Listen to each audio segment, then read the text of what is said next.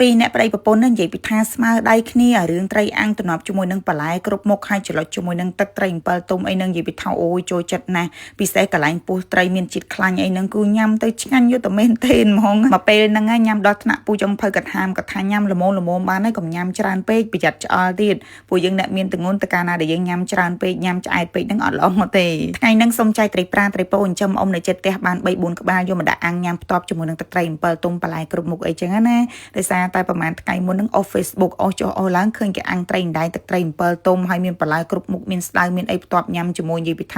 ានាងខ្ញុំឃ្លានហើយក៏ប្រើប្អូនប្រុសនាងខ្ញុំនឹងទៅរកសុំចែកត្រីដៃគេប៉ុន្តែពូចុងភៅគាត់ថាអញ្ចឹងអ៊ំនៅចិត្តផ្ទះហ្នឹងគាត់ដូចជានៅមានត្រីប្រាចិញ្ចឹមត្រីពោចិញ្ចឹមរបស់គាត់នឹងប្រហែលក្បាលដែរអញ្ចឹងយើងសាកសុំចែកគាត់សាកមើលទៅដល់ពេលសួរគាត់ទៅគាត់ថាអត់អីទេគាត់អាចចែកឲ្យបានហើយគាត់ក៏យកម៉ងទៅតម្លាក់ចូលនៅក្នុងត្រាំងត្រីនឹងតែមួយផ្លេតបាន3 4ក្បាលបាត់ហើយបានត្រីប្រាធំមួយក្បាលត្រីពោ3ក្បាលត្រីប្រាធំមួយក្បាលហ្នឹងទម្ងន់2គីឡូជាងហើយថ្លឹងទាំងត្រីពោ3ក្បាលទៀតហ្នឹងទាំងអស់4គីឡូហើយ1គីឡូយើងទិញគាត់8000ហើយត្រីចិញ្ចឹមរបស់គាត់ហ្នឹងដូចត្រីធម្មជាតិអញ្ចឹងដោយសារតែគាត់ដាក់នុយជាប្រភេទនុយត្រីហើយបាយកកអីដែលនៅសល់ហ្នឹងគឺគាត់ដាក់ឲ្យវាស៊ីទិញត្រីបានហើយពូចុងភៅគាត់អ្នកខាងធ្វើត្រីដល់ពេលនាងខ្ញុំនឹងម៉ាក់អ្នកខាងបេះបន្លែហើយអូនរីកហ្នឹងគឺអ្នកខាងគោក្លុកកាឆាថ្ងៃហ្នឹងតម្រាំទៅថតចប់បានមកវីដេអូហ្នឹងនិយាយពីថាឡើងចង់ល្ងឹតមុខដោយសារអូនរីកហ្នឹងហ្មងគាត់នៅអត់ស្ងៀមទេហើយពេលដែលនាងខ្ញុំចូលក្នុងកាមេរ៉ានេះតើទៅយកគាត់នឹងមកអោបកសោបនៅជាមួយបើមិនអញ្ចឹងទេគាត់ទៅទាញជើងកាមេរ៉ានាងខ្ញុំក្លាប់ផ្កាប់ផ្ងាពេញនឹងឯងនិយាយពីពូចុងភៅពេលដែលគាត់ធ្វើត្រីប្រាហ្នឹងគាត់កាត់ក្បាលត្រីប្រាហ្នឹងខ្លាំងពេកមានណាធ្លាក់ក្បាលត្រីប្រាហ្នឹងចូលក្នុងទឹកបាននិយាយពីថានាងខ្ញុំស្ដាយអើយស្ដាយព្រោះអីដំបងឡើយហ្នឹងឲ្យគាត់កាត់ក្បាលត្រីប្រាហ្នឹងទុកខ្លួនត្រីប្រាយើងដាក់អាំងអញ្ចឹងទៅដល់ពេលក្បាលត្រីប្រា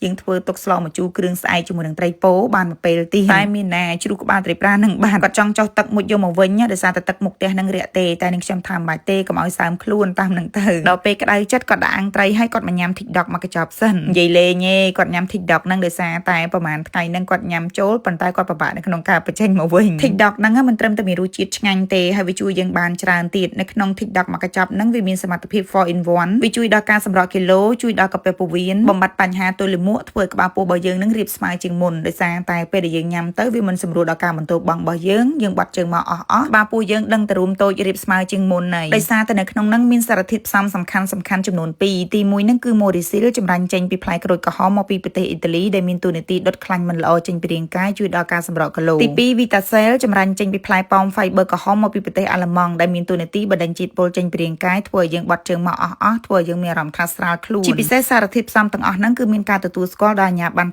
ធំមកពីខាងប៉ៃអឺរ៉ុបចំនួន5ហើយពូចុងភៅក៏ចូលចិត្តញ៉ាំណាស់ញ៉ាំជាប្រចាំញ៉ាំពេលល្ងាចអញ្ចឹងពេលយប់ឬក៏ពេលព្រឹកឡើងគាត់បាត់ជើងអស់ហើយបើសិនជាបងប្អូនត្រូវការរកទិញបងប្អូនអាចតាក់ទងតាម page ដែលនាងខ្ញុំបានដាក់នៅលើវីដេអូហ្នឹងបានឬក៏បងប្អូន screenshot វីដេអូនាងខ្ញុំហើយឆាតទៅសួររកទិញបងប្អូននឹងទទួលបាន promotion ពិសេសឥឡូវនេះមកមើលពីរបៀបធ្វើទឹកត្រីអំពិលទុំយើងវិញម្ដងជាដំបូងឡើយនឹងដាក់ខ្លាញ់បន្ទាប់មកដាក់ខ្ទឹមសអំពងឡើងឈ្ងុយដាក់ស្ករត្នោតចូលកូរស្ករត្នោតនឹងឲ្យរាងឡើងក្រហមបន្តិចយើងដាក់ទឹកត្រីចូលហើយបន្ទាប់មកចាក់ទឹកអំពិលទុំចូលហើយបង់ប៊ីចេងចូលបន្តិចហើយយើងកូរទុកឲ្យវាពុះយើងភ្លក់រសជាតិប៉ុណ្ណឹងល្មមហើយនៅបើសិនជាល្មមហើយយើងដាក់ខ្ទឹមក្រហមស្លឹកខ្ទឹមម្ទេសចូលគឺជាការស្រេចហើយរសជាតិទឹកអំពិលទុំហ្នឹងគឺជូរអែមអត់ប្រៃដិតខ្លាំងទេហើយត្រូវត្រីរបស់យើងនឹងស្រស់យកមកដាក់អាំងថ្មីអញ្ចឹងទៀតទៅនិយាយពីថាអូញ៉ាំផ្ទាប់ទៅឆ្ងាញ់ណាស់បន្លែវិញគឺប្រហែលជា10មុខហើយទឹកត្រីអំពិលទុំរបស់យើងថ្ងៃហ្នឹងធ្វើទៅគឺត្រូវរសជាតិញ៉ាំផ្ទាប់ទៅគឺឆ្ងាញ់មែនទេណាអត់និយាយលេងទេបងប្អូនឆ្ងាញ់មែនព្រោះម្ហូបអញ្ចឹងពឹងផ្អែកលើទឹកជ្រលក់នឹងឯងបើសិនជាយើងធ្វើទឹកជ្រលក់ឆ្ងាញ់បានញ៉ាំទៅឆ្ងាញ់តែបើសិនជាយើងធ្វើទឹកជ្រលក់អត់ត្រូវវិញទោះបីជាត្រីនឹងស្រស់បន្លែនឹងស្រស់មិនក្តៅក៏ញ៉ាំទៅអត់សូវឆ្ងាញ់ដែរ